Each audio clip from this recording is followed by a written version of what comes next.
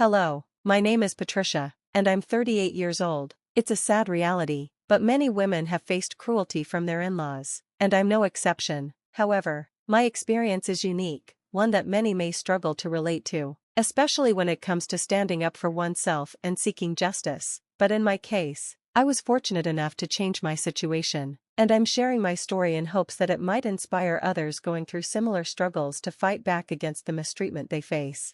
Everything changed the day my husband, Andrew, came to me with some heavy news. He said, "I need to tell you something important." Naturally, I was concerned and asked if everything was okay. His answer was a grave no, and then he confessed something that would alter the course of everything. He had witnessed his mother and sister committing a terrible act.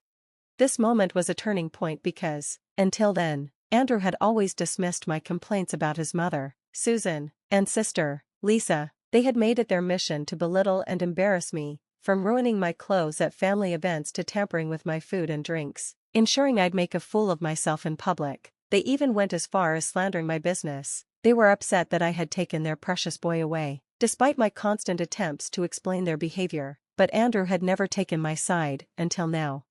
I asked him what made him finally see the truth, and with a heavy sigh, he showed me security footage from our business, proof of their malicious acts. Together, Andrew and I run a business specializing in crochet, offering everything from baby clothes to handbags. It had been my brainchild, and we were thriving, until Susan and Lisa began their efforts to discourage me from pursuing this dream. They doubted my abilities, insulting me by suggesting I wasn't smart or skilled enough to be a business owner. They hinted that I would be better off as a homemaker or an employee rather than chasing my entrepreneurial dreams. It was clear to me that their constant undermining was rooted in jealousy. Why else would they go to such lengths to hold me back from something that brought me joy?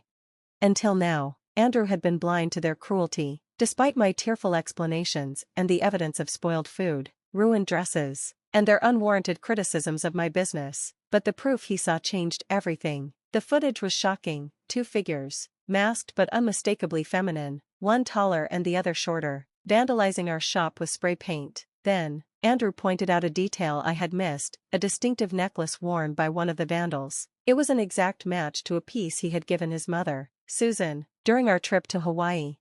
I felt a wave of validation wash over me as I realized the truth. "I see what you mean," I said, finally feeling heard. "It must be them." The floodgates opened, and I was overwhelmed with a mix of emotions: frustration and pain from Andrew's delayed acknowledgement of my struggles, coupled with a sense of relief that he finally understood what I had been enduring. I hesitated to directly accuse his family, considering their relationship, but I also longed for justice and wondered how to confront their sabotage. Just then, Andrew received a call from Lisa, which seemed almost like fate. She told him about the upcoming family reunion to welcome Uncle Jacob home for the weekend. "Are you planning to confront them about what we discovered?" I asked, unsure of Andrew's stance. He confessed that he was torn between loyalty to his family and standing by me. "I want to, but it's difficult. That's my mother and sister," he admitted. Yet, he reassured me, "If you decide to confront them, I'll support you in every way possible." As the weekend approached, we found ourselves at a crossroads: confront Susan and Lisa with the truth, or find another way to address the injustice they had caused. Andrew's willingness to support me, despite the complexity of the situation, marked a pivotal moment in our fight against the relentless hostility of his family. On the day of the reunion, we made our way to Susan's house early, eager to help with the preparations for the big family feast celebrating Uncle Jacob's return. His homecoming was a major event, given his beloved status and long absence. The atmosphere was charged with anticipation for the joyous reunion ahead. However, upon our arrival, I immediately sensed a shift. Susan and Lisa, who had always greeted us with warmth, suddenly wore expressions of thinly veiled jealousy and disdain at our presence. "Oh, you two are here early?" Susan remarked, her voice dripping with false sweetness. "Yeah, Mom, we thought we'd come by to help out with the crowd," Andrew replied, ever the peacemaker. "Aren't you just the kindest?" she responded, though her eyes were anything but kind as they landed on me, as if accusing me of some unspoken crime. Then, with the smoothness of a serpent, Susan commented on the vandalism of our shop, a tragedy she had conveniently noticed. Lisa quickly chimed in, echoing her mother's feigned sorrow. Their performance was almost laughable. If not for the venom beneath their words, they could barely contain their glee, almost breaking into laughter at the deceit they had so carefully crafted. I bit back my anger. choosing to feign ignorance. Now wasn't the time for confrontation. I waited for the perfect moment to expose their treachery. Andrew played along, careful not to rock the boat too soon. We spoke in unison, our words dripping with irony. It's devastating, truly. We can't imagine who would do such a thing. Their reaction to the mention of involving the police was just as defensive as I'd expected. Lisa hastily cut in, trying to downplay the incident. Police for a minor act? Surely it was just kids messing around. Oh, Lisa, it's heartwarming how you worry about these kids, I replied, my voice thick with sarcasm. But regardless of their intentions, they need to be held accountable. After all, ignorance isn't a valid excuse for such actions. Our exchange wasn't just small talk. It was a game of strategy, and I was biding my time, waiting for the right moment to fully expose their malicious behavior. The day was still young, and the feast had only just begun. Susan, trying to support Lisa's minimization of the situation, chimed in with her usual condescending tone. Remember the foolish things you did as a teenager? Let's not overthink this. We have a party to prepare for. Her words were an attempt to dismiss the vandalism as youthful folly, but I could see it clearly. Our mention of police involvement had rattled them. Despite their attempts to appear unfazed, the tension in the air was undeniable. Andrew and I exchanged a silent, meaningful glance, an unspoken agreement passing between us to maintain our act. We joined the others in preparing for the party, cooking, cleaning, and setting up. By 4 p.m., the house was buzzing with the arrival of family members, and the long-anticipated reunion was in full swing. In the midst of the chaos, Andrew pulled me aside, his face serious. He handed me a concealed microphone. "Wear this," he whispered, his voice tinged with a mix of regret and determination. "I know I'm not confrontational enough to go directly against my mother and sister. I'm not the assertive figure you hoped for, but this way, you can uncover the truth on your terms. You're stronger than me. With this mic, you can gather the evidence we need for justice." I understood what he was offering, a different kind of support, one that played to my strength. I clipped the microphone on, hit the record button, and began my covert mission. It didn't take long before I found Susan and Lisa in the kitchen, engaged in a heated conversation. I lingered by the door, careful not to alert them to my presence. Lisa's voice was tinged with anxiety. "She knows everything. Mom, didn't you see how she was looking at us?" "Quiet, Lisa, you're being paranoid," Susan replied sharply, but I could hear the uncertainty in her voice. "She has no idea it was us." "I'm telling you, she knows. I can feel it," Lisa insisted, her panic rising. "Even if she suspects something, what can she really do about it?" Susan countered, attempting to soothe Lisa's nerves. "Remember, Andrew is on our side, and she loves Andrew. If she found out and tried to tell him, he'd never believe her over us." Their words were more than just a confession, they were a damning revelation of their true nature. The conversation was a detailed map of their schemes, from ruining my dress before a big presentation to spoiling my food and drinks, all in an effort to undermine me. They believed that Andrew's loyalty to them would always outweigh any doubts about their behavior, keeping their misdeeds safe from punishment. As the weight of their betrayal sank in, I could no longer contain my frustration. I'd intended to gather more evidence quietly, but the truth was out, and I was done playing their game. It was time to confront them directly.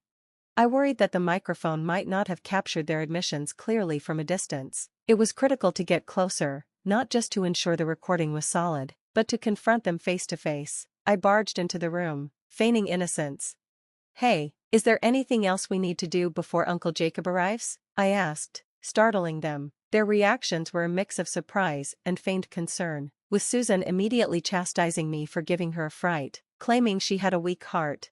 I couldn't resist a sarcastic jab. "Not too weak, it seems," I replied, hinting at her unexpected vitality for someone her age. Curious, Susan pressed, asking what I meant. I took the bait, insinuating that I'd recently seen her in some rather energetic, if not questionable, activities, dressed all in black and wearing a mask. They froze at my description, and the brief pause was enough to tell me I'd struck a nerve. I pushed further, alluding to having witnessed something incriminating. Their defense came fast but nervous, a weak attempt to feign ignorance. I upped the stakes, suggesting there might have been another masked accomplice involved in these shady deeds. Their denial faltered, and that's when I decided it was time to reveal my trump card. Ignoring their attempts to deflect, I pulled out the video Andrew had shown me, undeniable proof of their malice. The footage played on my phone, and their faces drained of color. The silence that followed was a moment of pure triumph. Not just for confronting them, but for standing up against their relentless efforts to undermine me. The evidence was irrefutable, and it marked a turning point in our ongoing family drama. Still, they tried to deny it, brushing off the situation as something trivial, but I held my ground, emphasizing the gravity of their actions. "This is a very serious matter," I insisted, pushing the phone closer to them. I could see their expressions shift from arrogance to panic as they realized the footage directly implicated them in the vandalism against my business. Lisa quickly attempted to deflect, but Susan, desperate, hissed for silence. The pressure was too much for Lisa to bear, and, out of guilt and fear, she finally confessed. Susan's denial crumbled in an instant as Lisa admitted their crime, leaving them no escape, but rather than take responsibility, their tone shifted from confession to defiance. They taunted me, thinking their connection to Andrew would make them untouchable. They were wrong. I met their challenge head-on. "Andrew's affection for you may be strong, and maybe he won't intervene," I shot back, "but what makes you think I'll stand idly by after you targeted my business? My passion?" My voice was unwavering, my resolve clear. In a desperate attempt to erase their confession, they lunged for my phone, but I was faster, sidestepping them with ease. They threatened me, but I remained unfazed, fully aware that the evidence was securely backed up beyond their reach. "Even if you manage to take this phone from me," I said coolly, "the evidence is already secured elsewhere. Making threats now only worsens your situation."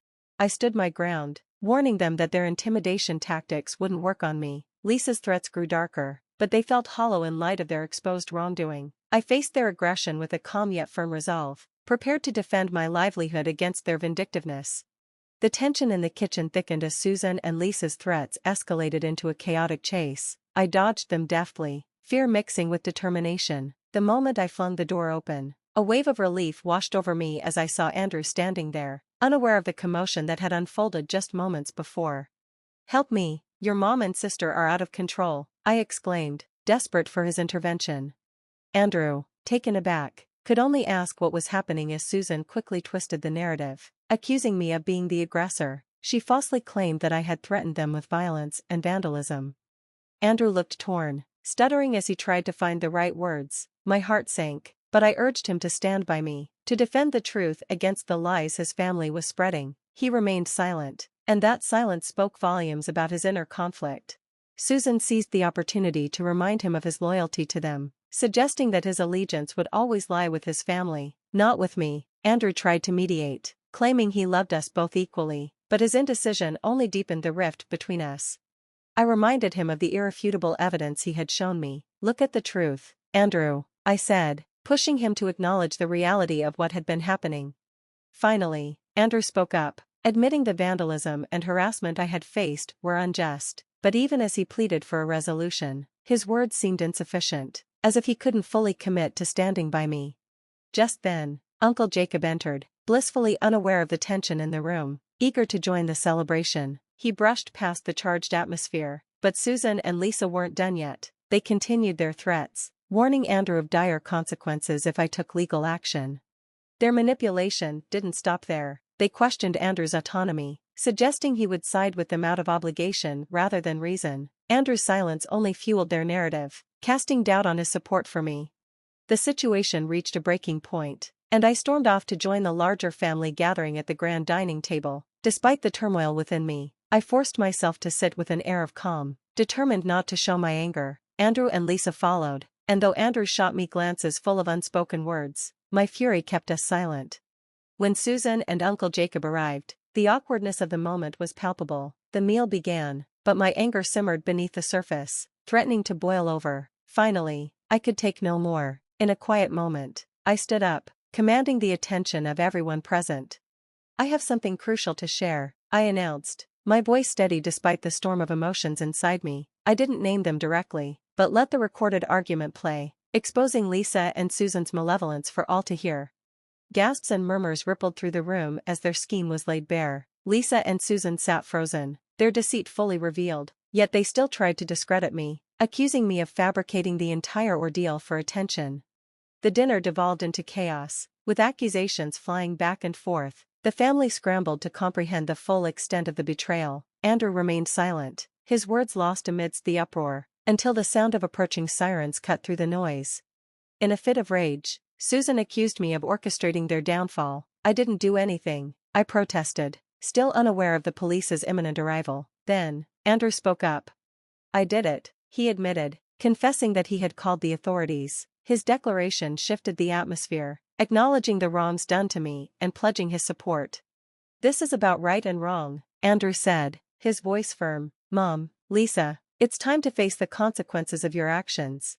As the police arrived, reality set in. Andrew's intervention wasn't just an act of support, it was a crucial step toward restoring justice within the family. His words marked a moment of reckoning, underscoring the importance of standing up for what's right, even when it means confronting those closest to us.